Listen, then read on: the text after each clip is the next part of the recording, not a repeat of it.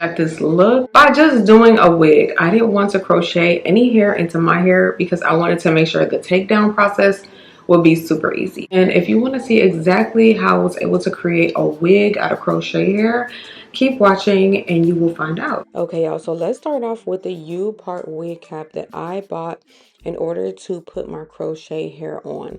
This is how the wig cap looks. You can buy any wig cap that suits you or that you want to do. I'm going for a middle part, so this is the wig cap I'll be using. Now in the back of the wig cap, it is adjustable, so if you want to make it a little bit tighter or looser, you definitely can. And the adjustments are right here, kind of like a little bra strap. When you're working with this wig cap on this wig mannequin, you want to make sure that you have these pins. These pins are just going to hold the wig cap in place as we move on to crocheting the hair in. We're working with YGWigs, the color 4 and the color 30 mixed together. This is the crochet needle you will need. There's two types of crochet needles. There's a thicker one and a skinnier one. Definitely go for the skinnier one so that you're able to put the crochet needle through the net a little bit easier. If you are working with 5 packs like me, you want to focus on the perimeter. Everything around the perimeter needs to be full because that's what people are going to see the most. Everything in that middle part and everything in the front on the sides. You want to make sure that those are so full, and then kind of just work your way down and just fill in the gaps of everything else.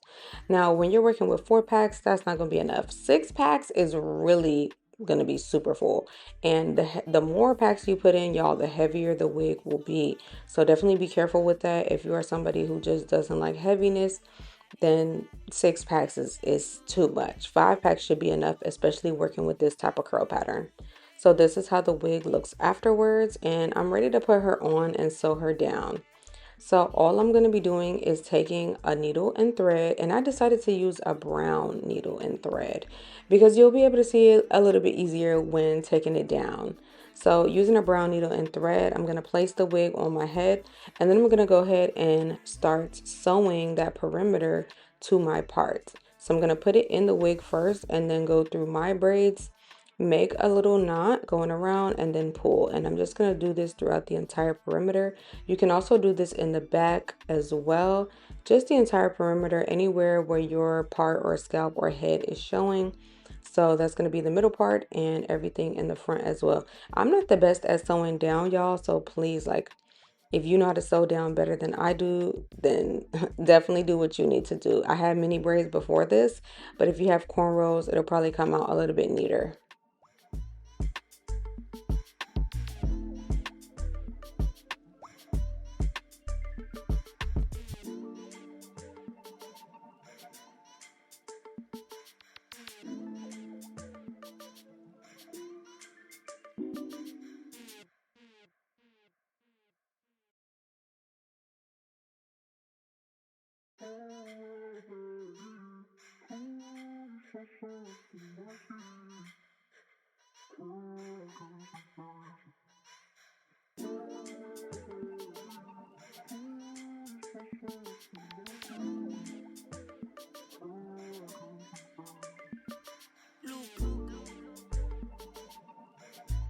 Look what a hot body can do.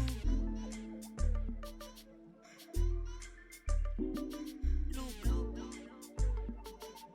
Focus. Look what a hot body can do. Body be dance beat. Slow wine, so my body so fine. Like wash, when I made her inside. 2-1, when I made her inside. Makes sense, oh, makes sense. Okay, and now that we have everything sewed down completely, there is another step to making the middle part a little bit more seamless. We don't want it to just look like this. We need to fix it up.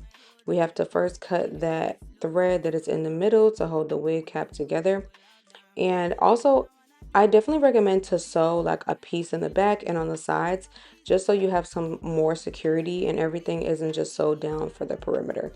You also wanted to sew like 1 piece or 2 pieces in the back, just at a random part, so that the wig cap isn't like pulling. You want to make sure that it's secure and it's in the placement that you want it to be. And then you can also sew down like 2 pieces on the side, just a small piece, maybe like go through the wig like 3 times. Now that we're finished with that, this is an important step you do not want to miss. So this is how the wig is looking, but we want to make it a little bit more seamless. So we're going to take our crochet needle, going to go up under our part. We're going to take some crochet that is in that first row, and we're going to pull it through. This is just going to help it look more seamless and like the hair is coming out of our scalp, and so that you can't see any thread, any of the thread that's used on the crochet hair. Just no thread, nothing showing, just basically my hair and the hair that is on the wig.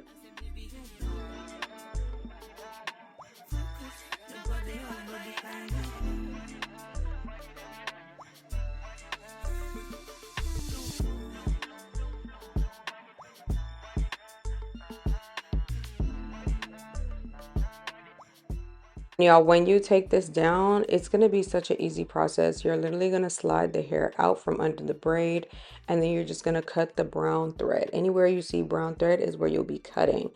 This unit just makes it so much easier to take down and put in. That way I can just change my hair up as fast or as quick as I would like to.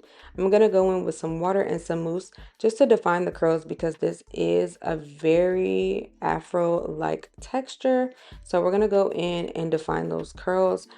Honestly, I love to finger coil. That's something that I have to do when I have curly hair like this. It just really defines the curls and makes them look super juicy.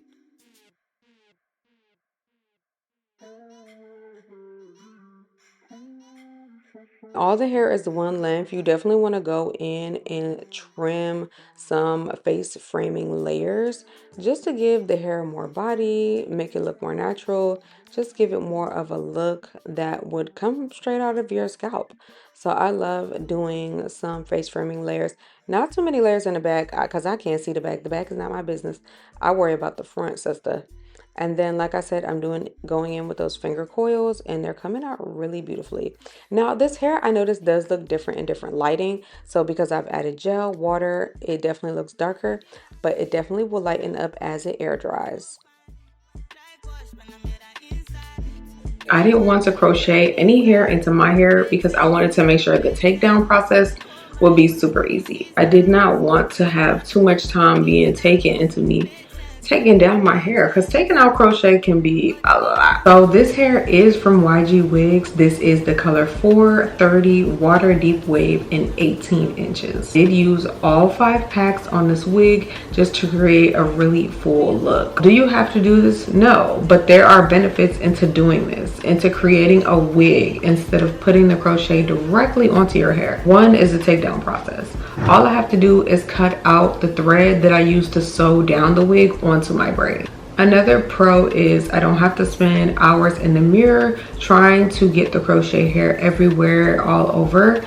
So I just have to make sure I get it onto my wig, and I can just comfortably see where all the hair is going to go. Another pro is once I take this off, I have a whole unit that I can now wash all together in one section. I don't have to separate anything or anything like that. I just have to wash the unit, and I can just reuse it and sew her back in. Another benefit, of course, is installing the hair simple, easy, and fast. If I take this hair down and I'm in between styles and I'm like, wait a minute, I have that unit that I made. I can just go grab my hair and make sure that I sew it back onto my head. If I'm trying to go out, it only takes me about 15 to 20 minutes to really sew down everything. She is reusable, fast, and easy. There are cons to having the wig. Obviously, there's just one style I can do.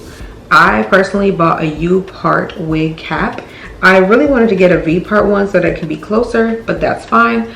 I bought a U-part wig cap, so the only part I have out is my middle part. We sell U-part side part wig caps that you can buy and create a side part wig if you would like.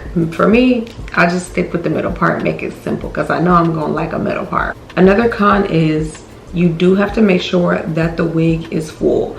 Like if you don't have enough packs, it's not gonna be full. Something like this where the curls are really tight, more of an afro texture, you can get away with 5 packs. But you have to make sure that you put the hair up at the front and the perimeter, all where the part is going to be shown. Like you have to make sure that you focus putting all the crochet hair you have there and then work your way backwards. So I will say I don't have a lot like in between in the back, like here.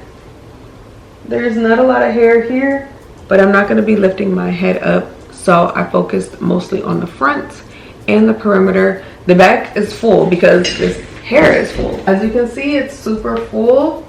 We have some sparse areas. Now, if you are someone who is really big into having everything completely full, girl, go for 6 packs. I think that should be enough. That should be good. But I will say, the more packs you have in your head on this unit, the heavier it's going to feel. And you can feel the heaviness, trust. Also, since I only sewed it down here and here on the sides, also you have to make sure that you sew something like directly in the middle or on the sides to hold the wig cap like up onto your head, because if it's just sewed right here, it can feel like it's pulling. So you want to make sure that you sew in some areas like on the side, in the middle, so that it doesn't feel like it's pulling. You don't want that to happen. But honestly, I feel like those are all the pros and cons when it comes to it. When you are doing crochet hair, there's always going to be pros and cons in anything. We'll say the quality of this hair is very nice. It definitely curls really nicely. A finger coil will definitely be happening. Okay, anytime I refresh my curls, I have to finger coil, a little bit of water, and a mousse that says curling mousse. Not just any mousse, but a mousse that is specific for curls, because this is a curly hair. I think the color is really pretty. It's something to get used to. I usually don't do color like this, but I can see her being a fave. Yeah, I can see her being a fave. I hope you guys watch the full tutorial so that you know exactly what to do and how to do your own crochet wig to use over and over again. Make sure you like this video if this was helpful, and I will see y'all in the next one.